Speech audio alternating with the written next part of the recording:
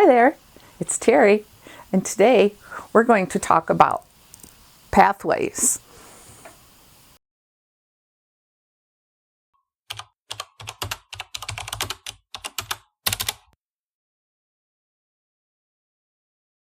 Hi, and welcome back to my channel. It's been a while, I know, since I've put something out there in the world, and we're going to start something new.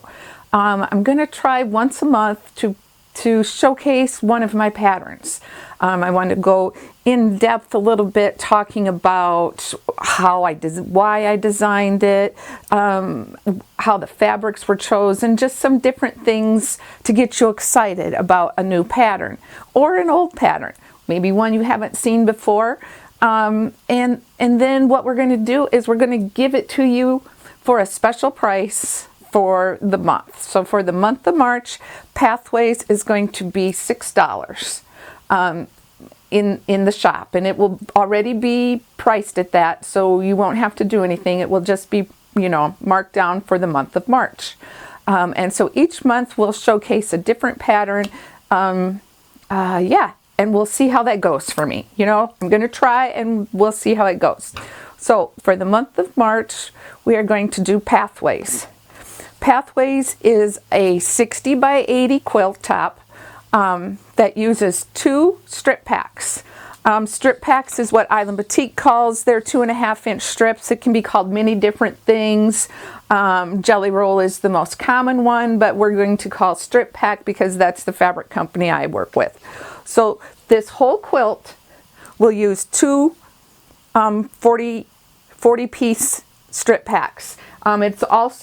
It does the binding, so you don't need to buy any other fabric but the backing, which makes it really nice to either use up your scraps or, we all buy those jelly rolls or strip packs, and don't know what to do with them. We buy them just because they're pretty. I know I'm guilty of that. I'm sure you are too, and this is going to be the perfect place to use them. Let's first go into me showing you about how the quilt works together. It's 12 large 20-inch blocks, and I'll point out a block to you. A block starts here, comes to here, goes up, and goes across. Starts with a little 4 patch here in the corner. Now, if you ask my best quilting friend, she's going to tell you that I strongly dislike log cabins. And I still kind of strongly dislike log cabins. And to me, they're just kind of boring to piece, just straight. But when I was designing and working with this one, I thought, how can I make the log cabin a little less boring to me? So I thought, what if we make it completely scrappy? And it's not really a complete log cabin. This is kind of like a half log cabin. And so also, while I was trying to think of how to use a strip pack, because that makes it for easier cutting, I was like, okay, Terry, get over your dislike of log cabins and let's see what we can do. So this is the block I came up with. That you start with this 4 patch, and then you keep adding logs as you go around to build your block. And then by setting them just on a straight set, 3 across and 4 down, and rotating them different, ways according to what it says in the pattern, that's how you get this cool pathway in the quilt, hence Pathways. Notice how the blocks, the strips of the log cabin all go up and down one way in the path, and then in the other path they all go kitty corner ways, opposite of these. These go up and down, these go right to left, so that it gives you a pathway this way going right to left and this way going up and down. And that's just really it just makes for a cool look on the quilt top.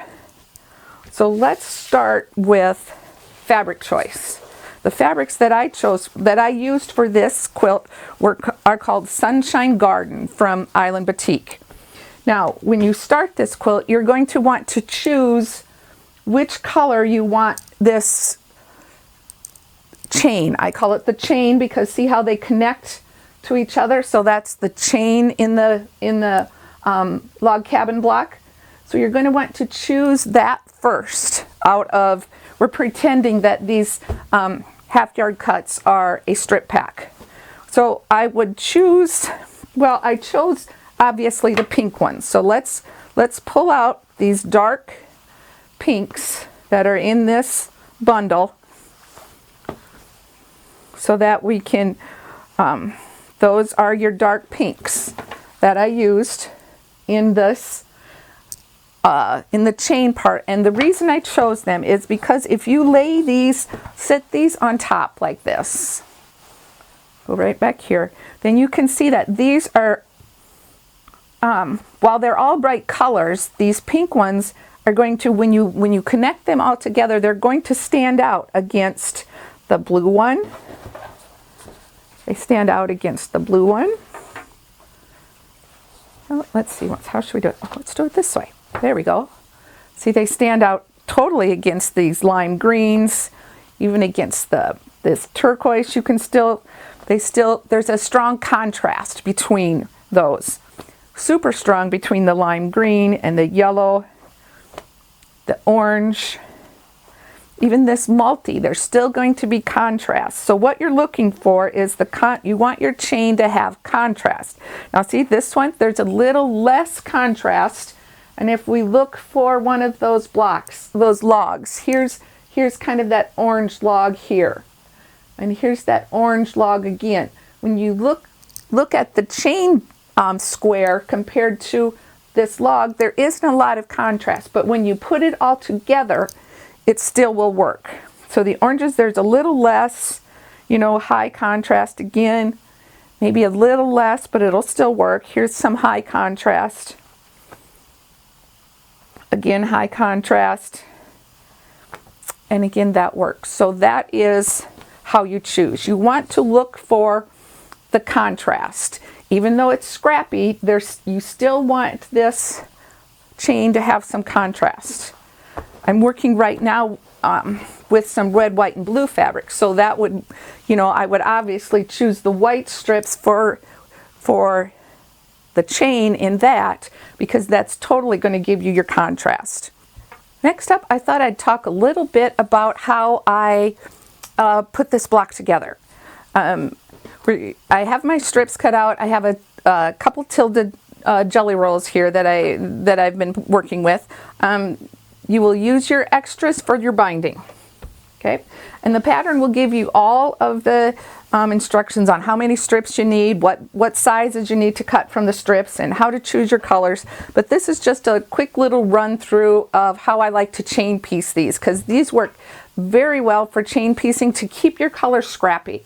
You want your colors to kind of work all over the place, but it really doesn't matter if they do, because here, see, those two run together as the same color, but it really doesn't matter. They're all going to live happy together. If they live happy together in the jelly roll, they're going to live happy together in your quilt. So for this one, I chose this kind of pinky red as my chain. So we're going to pretend this is my sewing machine right here. And I will put my 2 stacks of colors off to the side of my machine, and then when I pick up my square to go with it, I just will randomly choose one of my chain squares. Put them together, sew them through. Take the next one up, probably pick the other stack, put that together, put them through the machine, and keep going until I've done the amount that I need. Do your thing. Turn these squares into 4 patches, and now we're going to go pretend that these are that we're up to the next step. So then what else I like to do is stack all of my strips that I've pre-cut with the biggest on the bottom, the longest strip on the bottom, and then work up to the smallest strip. Because like I said, this is scrappy sewing. So we're going to slide those over to the side, and we're going to take the first set of strips, so the top strip set, and I might put those into, let's just say maybe 4 piles. next 4 little stacks next to my machine. Kind of mix up so the top color is different on each one. And then you're going to start off by sewing one of your chain pieces to one of these logs, and it will tell you how many you have to do. So you would just take your chain, pick up one random log, sew it through. Take your chain, one random log, sew it through until you've done the amount that the pattern tells you. So by doing that, it gives you just kind of an opportunity to be a little bit thoughtful but yet scrappy at the same time. So we've now sewn the logs with our chain, and we're going to take the 4 patches that we made in the first step, and you're going to look. Okay, like I said, we're going to pretend this is a 4 patch. Okay, let's put this log next to our 4 patch. See, so you can choose from the one that's on top to keep going around your 4 patch, and then you might take your next one that has your log and your chain, and you would put a different one there. Okay, so in this sense, you're going to go this way, we're pretending here, and you would keep building it, going around, and each time choosing a different one from your stacks that you have placed to the side of your sewing machine. So you don't really plan them, but you still can be a little thoughtful about not putting the same colors next to, keeping a little bit of contrast in your block when you go around. Okay, and then you just keep chain piecing all of them until you have your blocks done. The pattern tells you which way to press them, and then you put them together. And the pattern also gives maybe some alternate layouts, different ways to set your blocks. If you don't want them going in a straight line, there's some zigzags. You can kind of make it go in an arrow. There's just a lot of different ways to put these together, and it's kind of goes together really quickly, and it's a fun way to use your strips. Let's see once. Oh, I will show this one. I put just this fun yellow on the back, and I chose to do just strictly a all over meander because the front is so busy. You're not going to see if you put any fancy quilting on it. But I also have used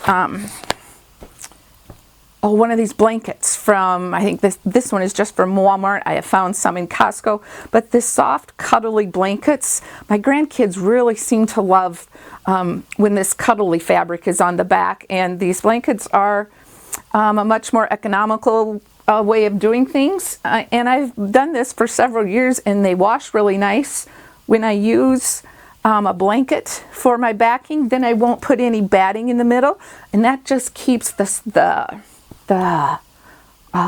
quilt soft and cuddly like kids like to use. So that's a really nice choice if you're giving it as a gift. Yeah, that's kind of what I've come up with for Pathways. I hope that I've inspired you to dig in your stash and look for either leftover strips. This would be a great one if you say you've used a jelly roll and you have leftovers. If you keep collecting them until you have 80 strips, it's a great way to use up your leftover strips. So yeah, that's about where I'm at for this. And I hope you've learned something. I hope I've inspired you. And thank you for watching. If you've enjoyed the video, I'd love it if you'd share it with others. Yeah, that's about what I have. So thanks, and we will see you next time at Lizard Creek Quilting. Bye, and have a joy-filled day.